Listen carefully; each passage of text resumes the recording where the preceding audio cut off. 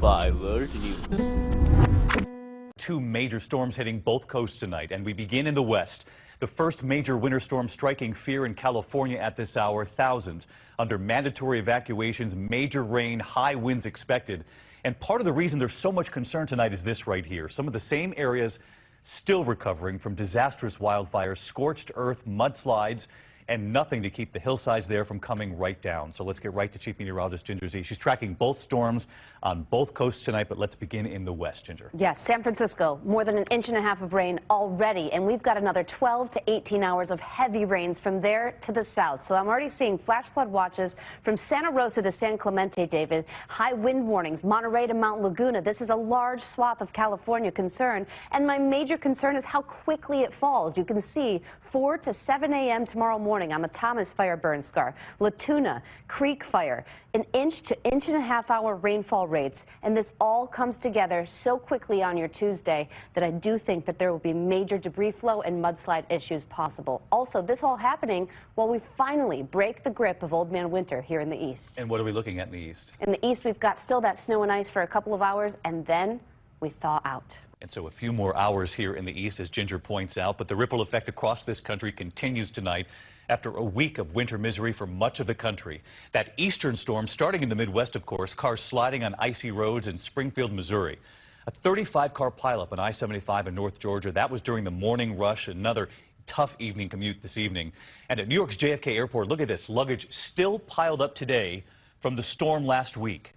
ABC's David Curley covers transportation for us and this ripple effect coast to coast tonight. The frigid temperatures are tonight turning roads into rinks. One killed in a 4-car crash this morning in Georgia. And in Tennessee, boom! Did you miss him? On an overpass, workers watch as cars bounce off barriers and other vehicles. The new storm moving to the east, keeping a bitter cold grip on much of the country. Already, airlines are offering waivers for passengers, hoping to avoid the deep freeze.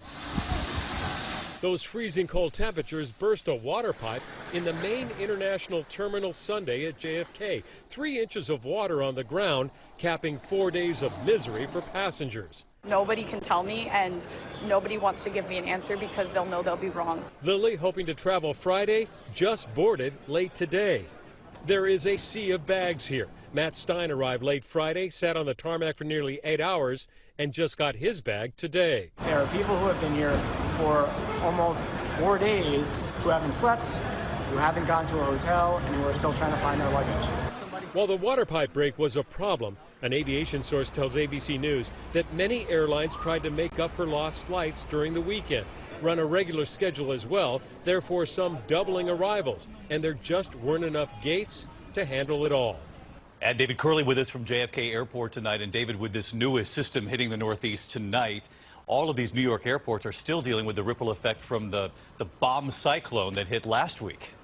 It's making it very hard for these airlines to recover, David. Half of all the cancellations today were at New York's 3 major airports, and the cold grip continues. David Curley leading us off tonight. David.